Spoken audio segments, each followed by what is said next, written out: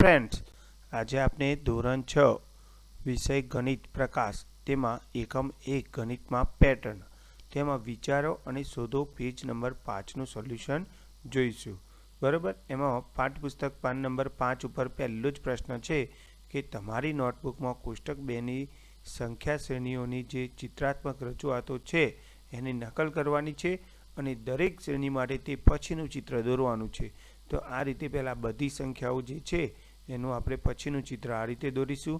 ત્યાર પછી બીમાં જે ગણતરીની સંખ્યાઓ આપેલી છે 1 થી 5 એમાં 6 નંબર આપણે આ રીતે દોરવાનો રહેશે.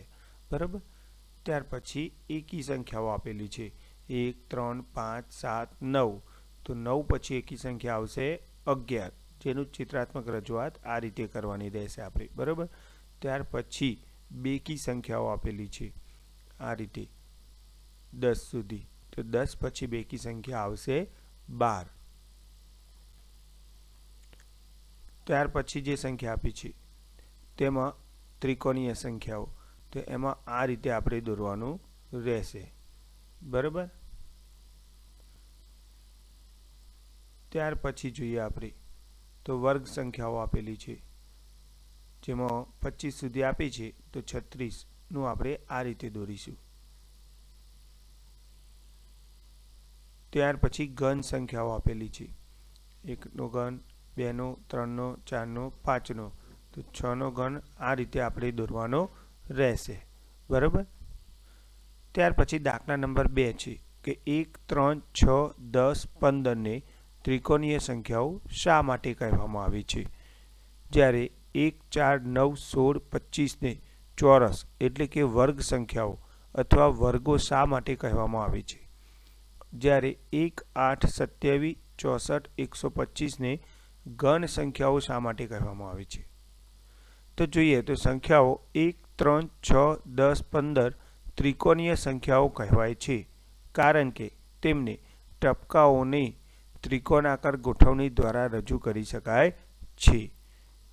કેવી રીતે? તો આ રીતે 1, 3, 6, 10.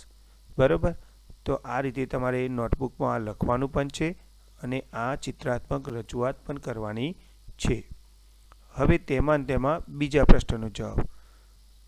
સંખ્યાઓ 1, 4, 9, 16, 25 એ પૂર્ણ વર્ગ એટલે કે ચોરસ સંખ્યાઓ છે અથવા વર્ગ સંખ્યાઓ છે કારણ કે જ્યારે એક સંખ્યાને તેની તે જ સંખ્યા સાથે ગુણવામાં આવે ત્યારે આ સંખ્યાઓ મળે છે. આ સંખ્યાઓને પણ જ્યારે ચિત્રાત્મક રીતે રજૂ કરવામાં આવે ત્યારે ચોરસ આકાર રચાય છે.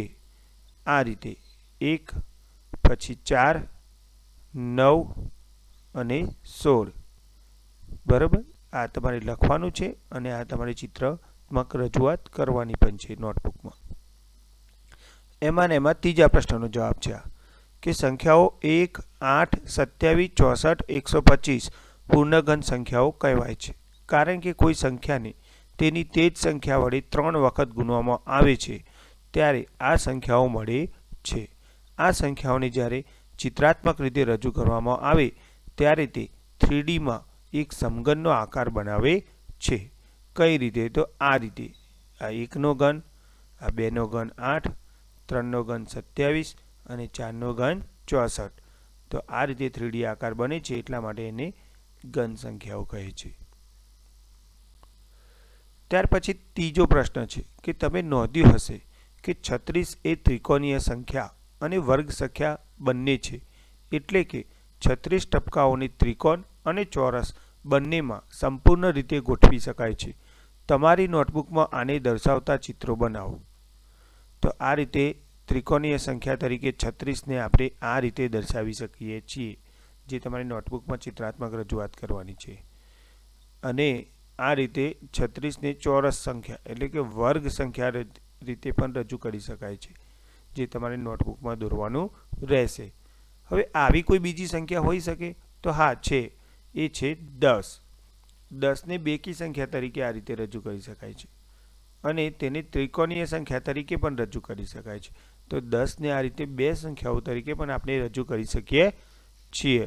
બરાબર, ત્યાર પછી ચોથો પ્રશ્ન છે કે નીચે આપેલી સંખ્યાની શ્રેણીને તમે શું કહેશો? તો આ રીતે 1, પછી આ 7 આપેલા છે ટપકાઓ, પછી 19 ટપકાઓ આપેલા છે અને પછી 37 ટપકાઓ આપેલા છે. ત્યાર પછી કહે છે કે તે સાચું છે, તેમને ષટકોણીય સંખ્યાઓ કહેવામાં આવે છે. આને તમારી નોટબુકમાં દોરો અને શ્રેણીમાં તે પછીની સંખ્યા કઈ છે એ આપણે શોધવાની છે. 37 પછી આ નોટબુકમાં લાઈનસર આપણે દોરવાની છે અને પછીની સંખ્યા શોધવાની છે. તો આપણે જોઈએ તો 1, 7, 19, 37 હતા. તો ત્યાર પછીની જો આપણે ષટકોણી આકારમાં ટપકા ગોઠવીએ તો એ મળશે 61, જે તમારે આ રીતે નોટબુકમાં ડ્રો કરવાની રહેશે. 37 પછીની સંખ્યા મળશે 61. ત્યાર પછી પાઠ્યપુસ્તક પાન નંબર 5 ઉપર પણ એક પ્રશ્ન આપેલો છે. 5મો પ્રશ્ન કે શું તમે 2ની ઘાત પાવર ઓફ 2, 3ની ઘાત પાવર ઓફ 3ની શ્રેણીને ચિત્રાત્મક રજૂઆત કરવા માટે ચિત્રાત્મક રીતે વિચારી શકો છો? અહીં 2ની ઘાત વિશે વિચારવાની એક સંભવિત રીત નીચે પ્રમાણે છે. 1, 2 4 એટલે 2ની 0 ઘાત 1 કહેવાય, 2ની 1 ઘાત 2 કહેવાય, 2ની 2 ઘાત 4, 2ની 3 ઘાત 8 અને 2ની 4 ઘાત 16. આ પુસ્તકમાં આપણને ચિત્ર આપેલું છે, એના પરથી આપણે વિચારવાનું છે. બીજું જેમ કે આ 2ની 0 ઘાત, 2ની 1 ઘાત, 2ની 2 ઘાત, 2ની 3 ઘાત અને 2ની 4 ઘાત.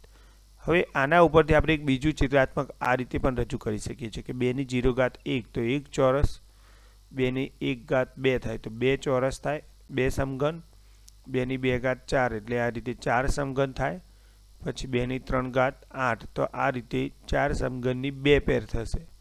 બરાબર. ત્યાર પછી જોઈએ 2ની 4 ઘાત 16 તો આ રીતે જોઈએ તો 8 સમઘન ઉપર છે અને 8 સમઘન નીચે છે. આ રીતે કરી શકાય છે. અને 2ની 5 ઘાત 32 આ રીતે આપણે કરી શકીએ છીએ ચિત્રાત્મક રજૂઆત. 2ની એક બીજી પણ ચિત્રાત્મક રજૂઆત છે. બરાબર. આ 2ની 6 ઘાત 64 તેની આ રીતે આપણે રજૂ કરી શકીએ છીએ. 2ને આ રીતે ટપકાઓ દ્વારા પણ રજૂ કરી શકાય કે 2ની 0 ઘાત 1 તો 1 ટપકું, 2ની 1 ઘાત 2 તો 2 ટપકા, 2ની 2 ઘાત 4 તો 4 ટપકા, 2ની 3 ઘાત 8 તો આ રીતે 4 ને 4 8 ટપકા થશે. 2ની 4 ઘાત 16 તો આ રીતે 4 4 4 4 આ રીતે રજૂ કરી શકાય છે. બરાબર. 2ની 5 ઘાત 32 તો આ રીતે આપણે 4 4ની પેર દ્વારા પણ રજૂ કરી શકીએ છીએ 32. બરાબર. આ રીતે પાવર ઓફ 2ની આપણે ચિત્રાત્મક રજૂઆત કરી શકીએ છીએ. હવે આપણે પાવર ઓફ 3ની વાત કરીએ તો 3ની 0 ઘાત 1 તો 1 ટપકું, 3ની 1 ઘાત 3 તો આ રીતે 3 ટપકા દ્વારા રજૂ કરી શકાય છે. 3ની 2 ઘાત 9 તો આ રીતે 9 ટપકા દ્વારા આપણે ચિત્રાત્મક રજૂઆત કરી શકીએ છીએ.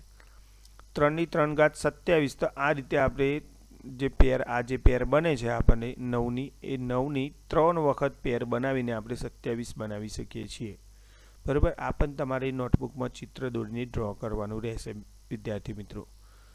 ત્યાર પછી જોઈએ 3ની 4 ઘાત 81 તો આ રીતે જે 9ની પેર હતી એ આ રીતે આપણે દોરવાની છે. 9ની પેરની ત્રિકોણાકાર બનાવવાનો છે. બરાબર. અને 3ની 5 ઘાત 243 તો આ જે આકાર બને છે 3ની 4 ઘાત એ આપણે આ રીતે 3 વખત ડ્રો કરીએ તો એ 3ની 5 ઘાત થઈ જાય. ઓકે. આ સાથે આપણો આ વિડીયો પણ અહીંયા પૂરો થાય છે. Good bye.